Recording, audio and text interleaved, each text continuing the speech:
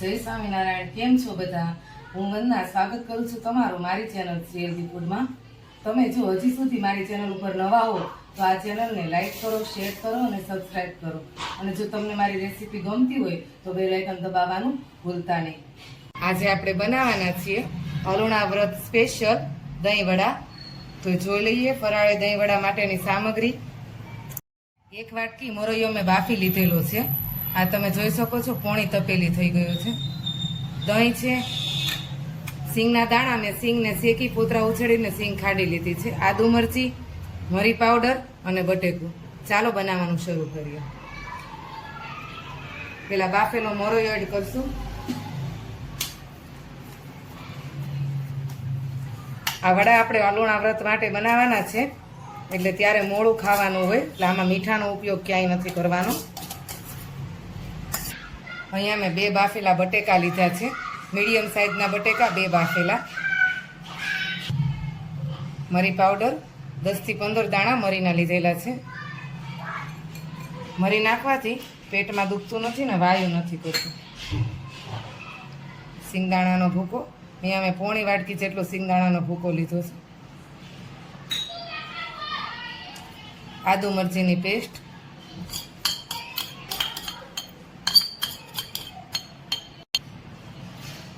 આ બધી વસ્તુને બરાબર મિક્સ કરી આના લુવા બનાવી લેવાના છે. તમારે જો ખાલી વડા ખાવા હોય, દહીંની ચટણી ન કરવી હોય ઉપર, તો તમે આમાં લીંબુ એડ કરી શકો છો. આપણે દહીં વડા બનાવવાના છે, એટલે આપણે દહીંની ચટણી પણ બનાવશું, એટલે આમાં આપણે લીંબુ કે ખાંડ એડ નથી કરવાની. અને ખાસ ધ્યાન રાખજો, આમાં મીઠું એડ નથી કરવાનું. બધો મસાલો મિક્સ થઈ ગયો છે. હવે આપણે આના લુવા બનાવી લેશું.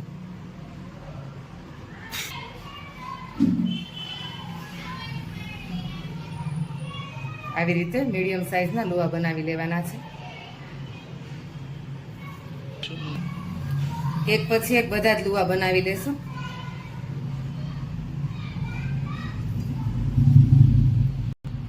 છોકરીઓને મોડું ખાવાનું હોય ને, એટલે બીજી કઈ વસ્તુ ન ભાવે, પણ આમાં દહીંની મીઠી ચટણી આવે ને, એટલે આ દહીં વડા ખૂબ જ સરસ લાગે છે.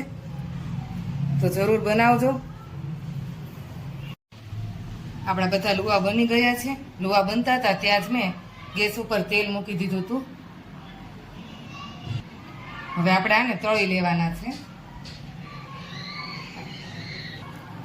હવે આપણું તેલ ગરમ થઈ ગયું છે.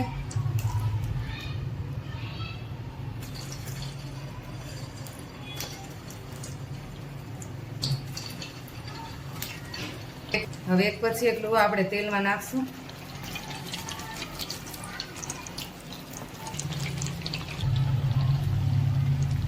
મિત્રો, આ રેસીપી બનતા જરીએ વાર નથી લાગતી, તો તમે છોકરીઓને જરૂરથી આ વડા ખવડાવજો. ફક્ત 10 જ મિનિટમાં વડા બનીને તૈયાર થઈ જાય છે, તો તમે જરૂરથી ઘરે બનાવજો અને છોકરીઓને ભાવશે પણ. ગોલ્ડન બ્રાઉન કલર થાય ને ત્યાં સુધી આ વડાને આપણે તળતા રહેશું. તમે જોઈ શકો છો 1 થી 2 સેકન્ડ હજી વધુ તેલમાં રહેવા દેવાના. હવે આપણા વડા તૈયાર છે.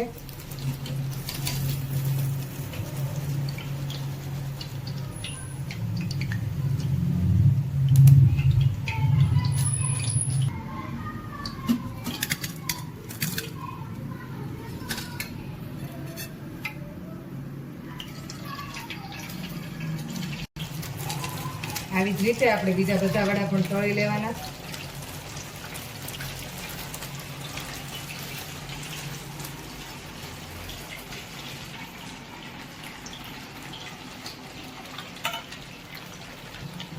આપણા વડા તળાય ત્યાં સુધીમાં આપણે દહીંની મીઠી ચટણી બનાવી લઈએ.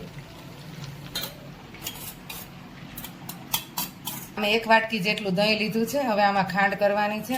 તમારે જો ફરાળમાં 11 કે બીજા કોઈ ઉપવાસ માટે લેવા હોય તો તમે આમાં મીઠું એડ કરી શકો છો.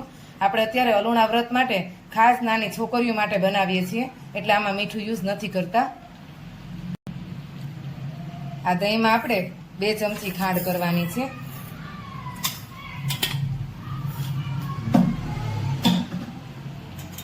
દહીંને બરાબર ફેટી લઈએ. ખાંડ ઓગળી જાય ત્યાં સુધી ચમચીથી આવી રીતે દહીંને ફેટવાનું. હવે આપણી દહીંની ચટણી તૈયાર છે. આપણે દહીંમાં ખાલી ખાંડ જ નાખવાની છે. આની સાથે આપણે એક તીખી ચટણી પણ તૈયાર કરશું, જેથી છોકરીઓને ખાવામાં મજા આવે. દહીંની ચટણી તૈયાર છે. હવે આપણે તીખી ચટણી બનાવી લેવાની.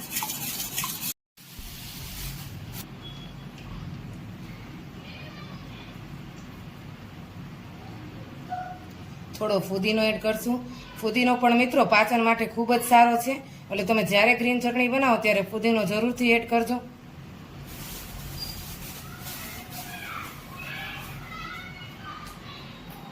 લીલા ધાણા એડ કરશું.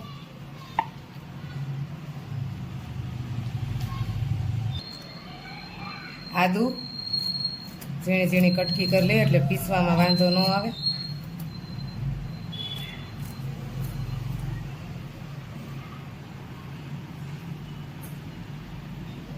મરચું, તમે મરચી પણ યુઝ કરી શકો છો.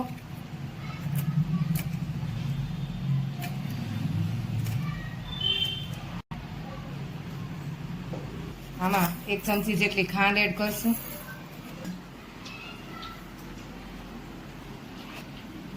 એક લીંબુનો રસ.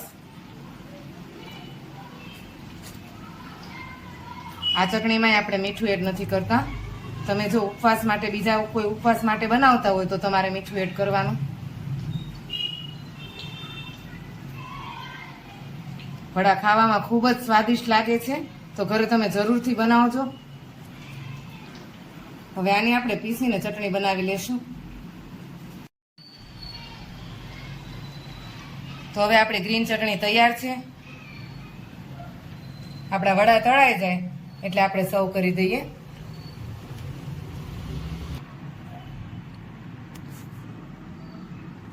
હવે આપણા ફરાળી વડા તૈયાર છે. દહીંની ચટણી અને ગ્રીન ચટણી પણ તૈયાર છે. હવે આપણે સર્વ કરી દઈએ.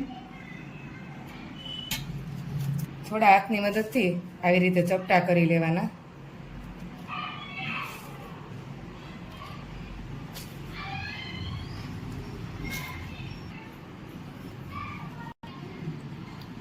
આમાં દહીંની ચટણી એડ કરશું.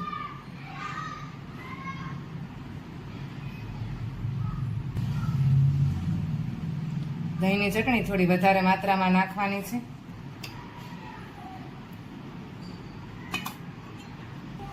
હવે ગ્રીન ચટણી એડ કરશું.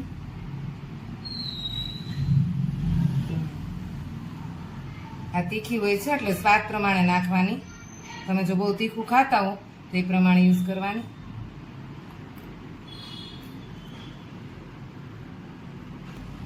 ઉપરથી થોડો આમચૂર પાવડર વેરશું.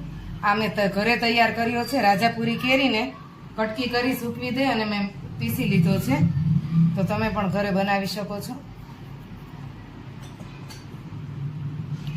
થોડી ચટણી.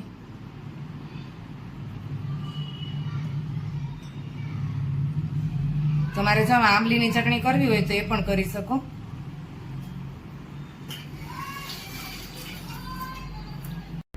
તો મિત્રો તૈયાર છે આપણા અલુણા સ્પેશિયલ દહીં વડા. જોતા જ ખાવાનું મન થઈ જાય એવા દહીં વડા તૈયાર થયા છે. જો તમને મારી આ રેસીપી ગમી હોય તો મારી યુટ્યુબ ચેનલ શ્રી હેલ્ધી ફૂડને લાઇક કરો, શેર કરો અને સબસ્ક્રાઇબ કરો. અને કોમેન્ટ જરૂરથી કરજો કે તમને મારી આ રેસીપી કેવી લાગી. અને નવા વિડીયો જોવા માટે બેલ આઇકન દબાવવાનું ભૂલતા નહીં. તો ફરી મળીએ નવા વિડીયો, નવી રેસીપી સાથે. જય સ્વામિનારાયણ.